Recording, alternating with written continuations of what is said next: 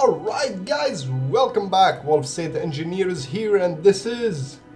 Well, obviously I have no idea what to call this, but this is a follow-up on the benchmark for a hypersonic airliner.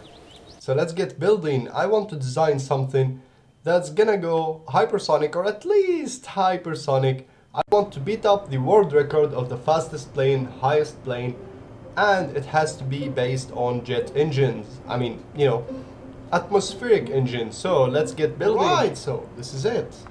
I know the name says Concorde, but it's not a Concorde. I've done a flight test and it did alright. So let's get it ready.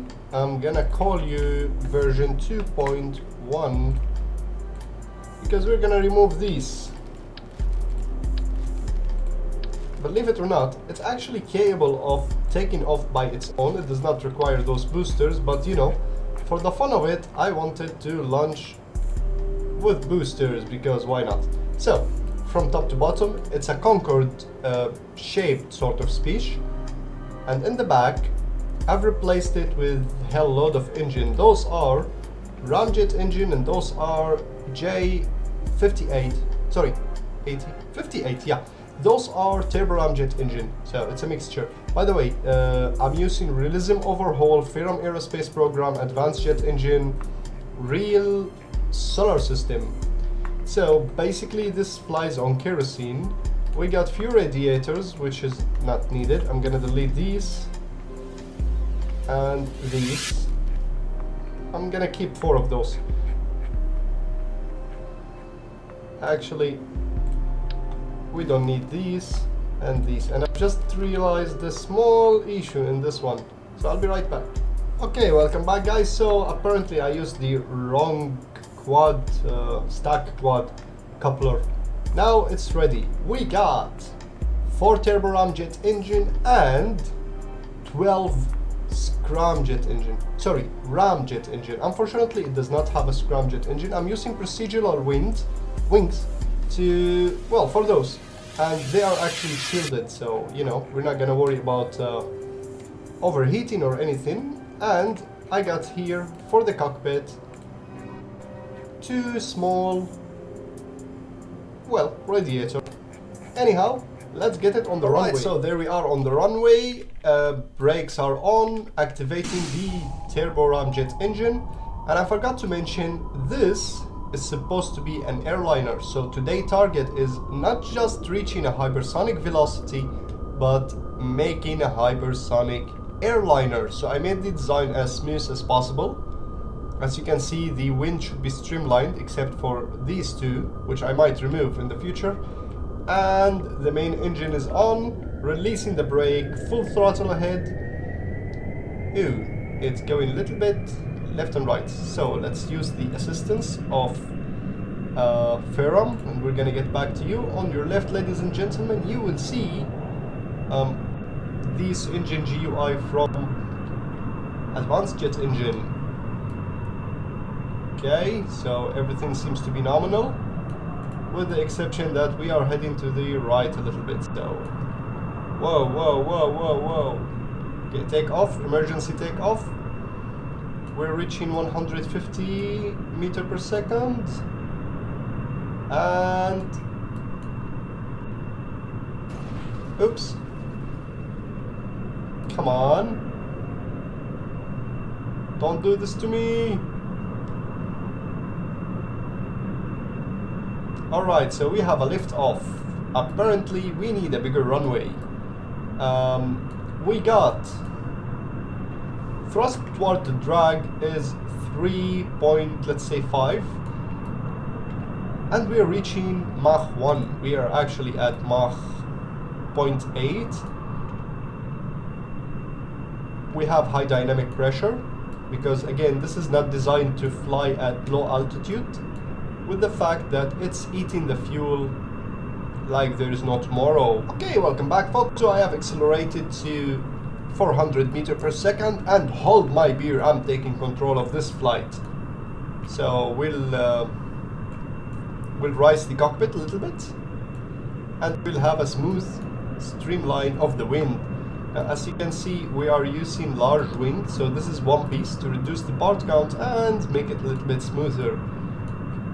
And yeah, we don't have much of drag at the moment, and we are at Mach 1. We are having some... okay, well, it's nominal now. And I've just realized our captain is Jebediah, so chances are we're gonna crash. So, you know, we'll see you, Jeb. We're gonna miss you. Safe landing? Oh, I'm sure he's fine. So, by this time, apparently, obviously, I mean, we are using only those engine. So the acceleration is a little bit slow, and we started losing speed. Time to activate the real engine and accelerate forward. So bringing down the nose a little bit, streamline the wings. And as a plan B, or let's say plan C, these are actually control surfaces. They are not actually wings, they are winglets. So if we done this... okay, now that's only a plan B or a plan C. For now, let's skip forward and reach Mach 3. I want to reach Mach 3 and I'll show you guys how I'm gonna reach the Mach 5. Alright, welcome back folks. So as you can see, I have fast forwarded and we are accelerating crazily. We are reaching Mach 3. Holy shit, 3.1. We have high dynamic pressure, which means our ship could go into pieces in any moment. And we are flying at an altitude of 16,000 meters. We have reached the fastest possible speed. I mean, in real life, but this is Kerbal. So, we have a good thrust to weight ratio. Thrust to drag ratio. Both actually. And we're still going. Do you think we would reach Mach 5, which is our goal? Now, only hold back is at Mach 4, those engine, which is the turbo ramjet engine, would explode, so we will have to shut them down. And right now their thrust is getting lower by the moment, and I'm guessing it's a good time to point downwards, streamline the wind, stop gaining altitude in order for us to reach our target. So we are pitching up at 0 degree. The flight is a little bit shaky left to right, but thankfully for those winglet at the back which is pointing upward, we are not losing control. Alright, so we need to shut down the engine now. And our thrust to drag ratio is still good. Holy shit, the plane is losing control. Alright, so we are at Mach 4.2 and I'm pointing downward. I want to reach Mach 5, which is the hypersonic velocity. Come on, Concorde V.2.1, you can make it. We actually can make it because we got through the Jebediah Kerman. Obviously at Mach 5 even those engines would explode, but until then they will be useful. So let's have a better control of the airplane. I'm trying my best to control it and it's losing it. Come on. Alright, Mach 4.5, and with my heart beating started jumping crazy. And that's even without a beer.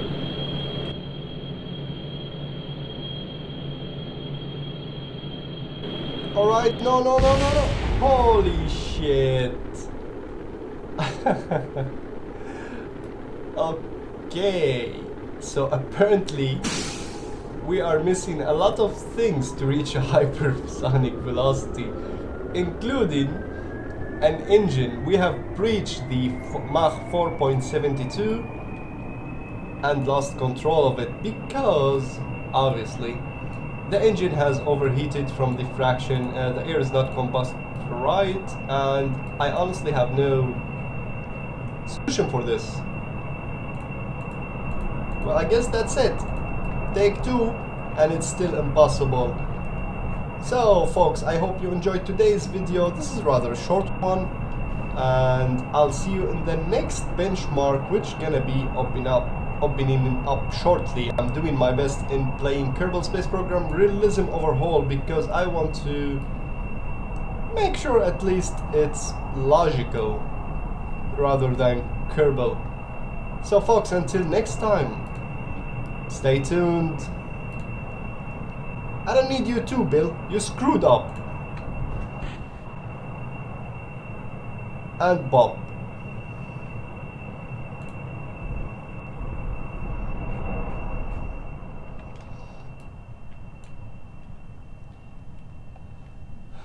Bob, you're having a large angle of attack and a side slip. Would you focus, please?